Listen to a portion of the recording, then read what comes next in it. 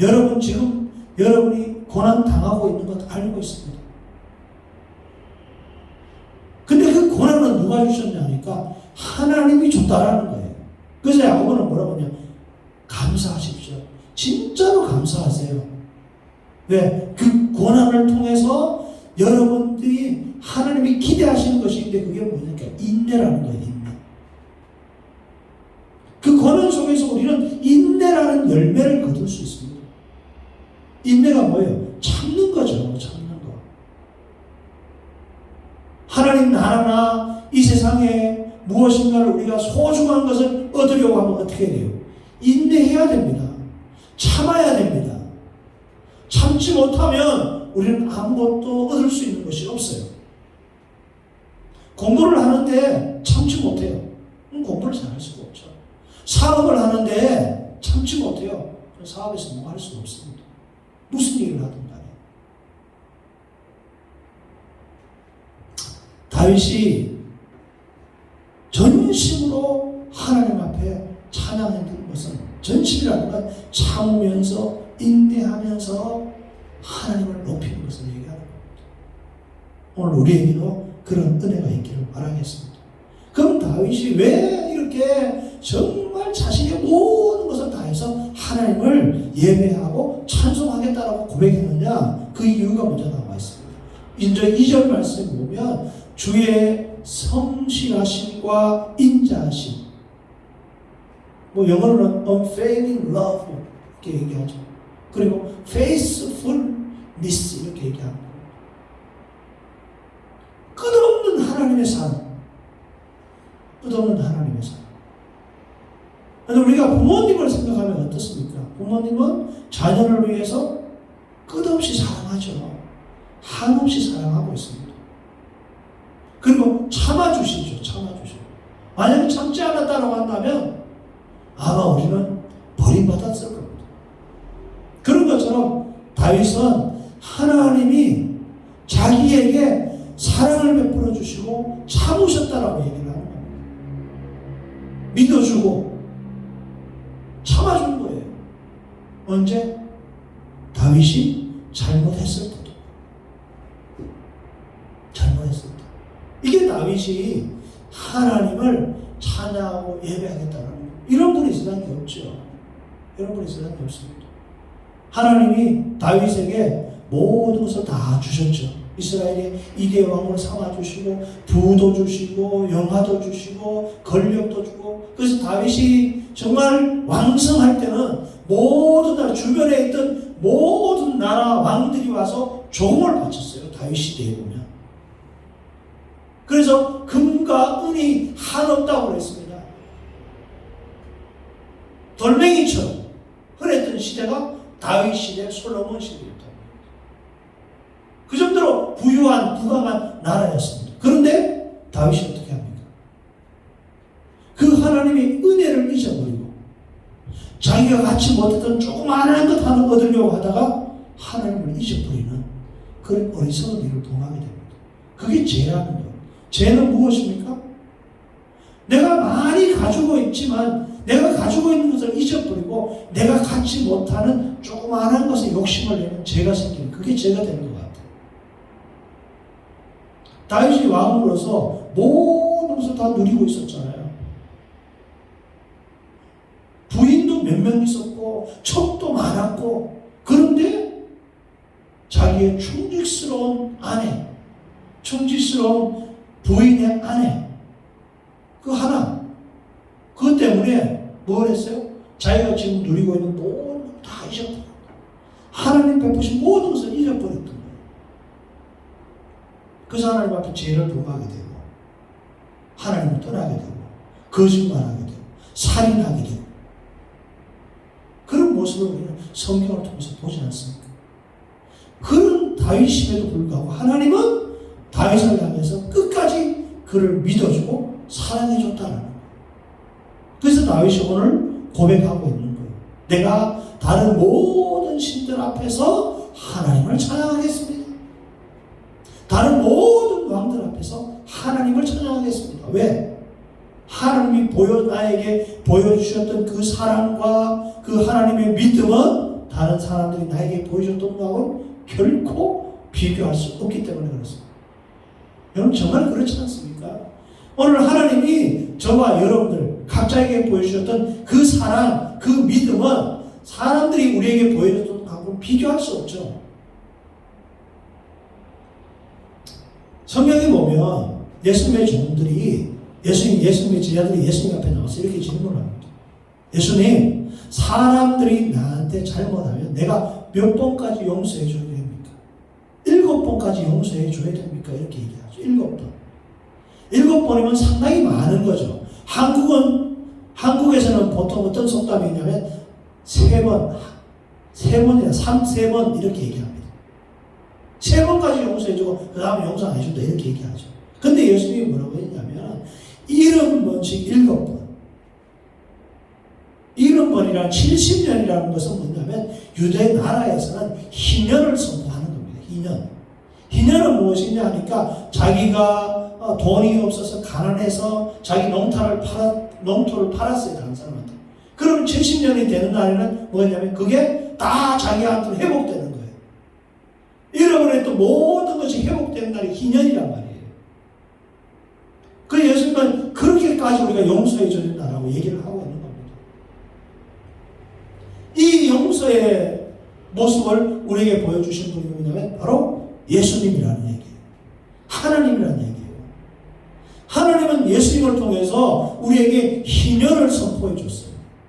모든 죄에 얽매여져 있던 자들이 누구든지 간에 예수님을 믿기만 하면 그 죄로부터 해방되는 희년, 그걸 우리에게 보여주셨어요. 다윗은 이걸 알고 있었어요. 다윗은 이걸 경험했어요. 자기의 삶에서. 그래서 다윗은 복되다라고 얘기를 하고 오늘 저와 여러분들이 하나님께로부터 받은 복은 이루 헤아릴 수가 없는 복인 줄 믿습니다. 그 하나님을 생각하면서 다윗이 하나님 앞에 감사하고 찬양했던 것처럼 오늘 저와 여러분들 가운데도 베푸신 이 하나님의 은혜 때문에 하나님을 찬양하고 하나님께 감사하는 시간이 되기를 바라겠습니다. 두 번째는 뭐냐 하면은 다윗은 이렇게 얘기합니다. 여호와의 영광이 모든 왕보다 크기 때문에 내가 하나님을 찬양합니다.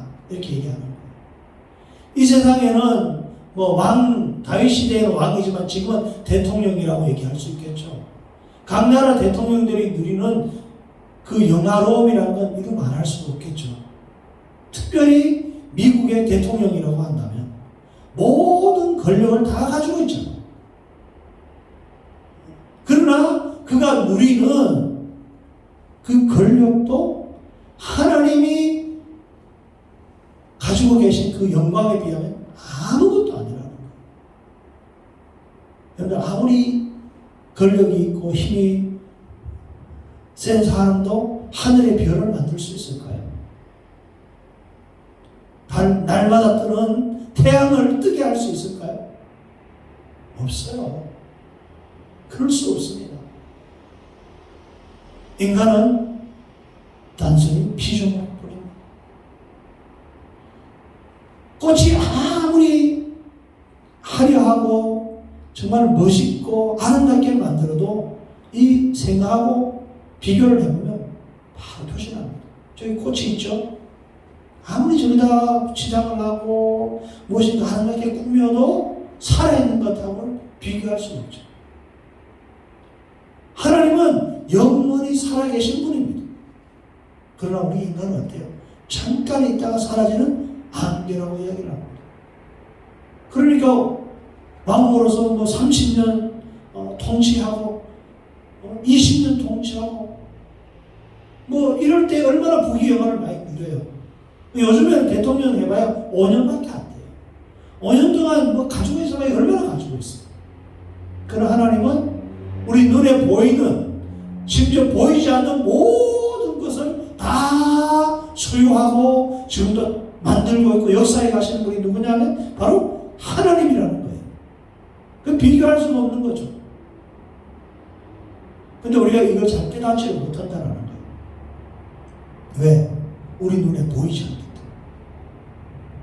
그러나 우리는 그분이 보이지 않지만 보이지 않는 그 하나님께서 다스리는 세계 가운데서 숨쉬며 삶을 살아가고 있습니다.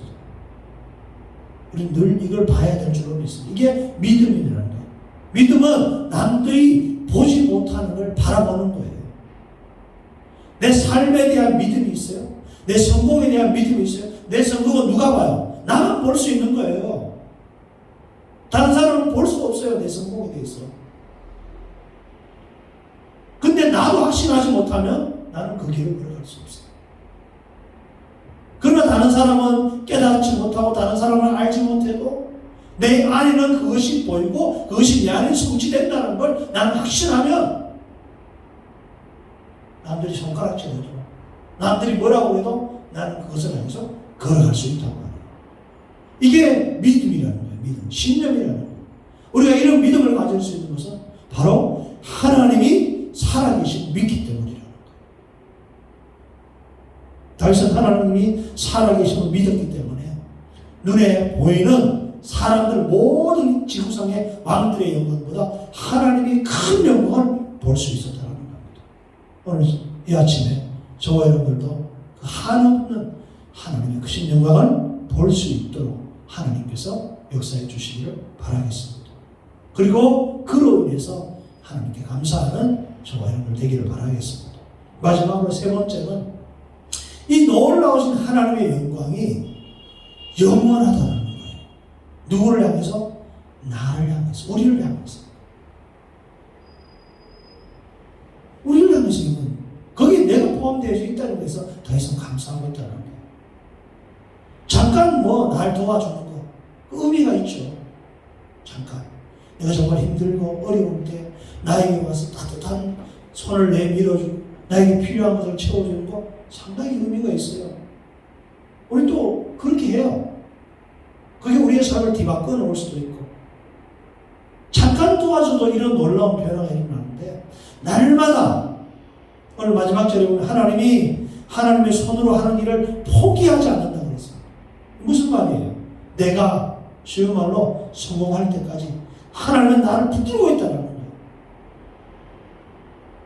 마치 어린아이가 기어다니던 어린아이가 걷기 위해서 어떻게 합니까? 부모가 손을 잡아주죠. 그럼 언제 손을 놓을까요? 아이가 서서 혼자 걸을 때까지 계속해서 부모는 그 손을 잡아줍니다. 성공할 때까지. 이게 마찬가지예요. 이 땅에서 우리가 믿음으로 우뚝 서서 혼자 걸어가고 어떤 상황 속에서 우리가 나아갈 수 있을 때까지, 아니 저 천국에 이를 때까지 하나님은 우리의 잡은 손을 결코 놓지 않는다라는 겁니다. 다윗은 이것을 경험했어요. 자기의 삶을 통해서. 다윗이 무너졌던 그때에 하나님이 잡았던 손을 놨다라고 한다면 어떻게 됐을까요? 다윗의 삶은 거기서 끝나는 거예요. 하나님은 포기하지 않으셨죠. 그래서 다윗이 다시 일어날 수 있었습니다. 아들이 반역하고 주변에 있던 자기를 도와줬던 사람들이 반역의 대열에 합류하고 그랬을 때 다윗이 맨발로 예루살렘을 도망가면서 다윗이 뭐라고 기도합니까? 하나님이 나를 불쌍히 여겨서 이곳으로 다시 돌아오게 하실 것이다. 이게 다윗의 믿음이었다는 겁니다. 이 믿음대로 다윗은 나중에 다시 예루살렘으로 돌아오게 됩니다. 어떻게 가능해요? 하나님께서 그를 지켜주셨기 때문에. 하나님께서 그 아들과의 전쟁 속에서 하나님이 도와주셨기 때문에 다윗이 다시 명성을 회복하고 하나님 앞에서 예배하는 자리로 나올 수 있었던 겁니다. 오늘 우리도 마찬가지라는 거예요. 하나님은 잠깐 우리를 도와주시는 분이 아니에요. 잠깐. 그게 아니라 우리를 영원토록 저 천국에 이르는 날까지 하나님이 나에게 사명을 다 주신 사명을 감당할 때까지 하나님이 우리를 붙들고 우리를 사용하실 줄로 믿습니다. 그 사실을 우리가 믿을 때에, 우리가 그 사실을 깨달을 때에 하나님을 더욱더 의지하게 되고 하나님께 감사하고 하나님께 영광 돌리게 될 줄로 믿습니다. 다윗이 자신이 과거를 돌아보면서 미래를 그리면서 하나님이 자기를 어떻게 인도하셨으며 앞으로 자신의 삶을 어떻게 이끌어갈지 깨닫고 감사했던 것처럼 오늘 저와 여러분들도 오늘 하루 동안 좀 삶을 좀 분주했던 삶을 좀 내려놓고 과거에 하나님이 나를 어떻게 인도하셨는지 다시 한번 돌아보는 은혜가 있기를 바라겠습니다. 그리고 그렇게 인도하시던 그 하나님이 앞으로도 내 삶을 이끄실 것을 확신하면서 감사와 찬양으로 오늘도 승리하는 저와 여러분 될 수 있기를 바라겠습니다. 기도하겠습니다.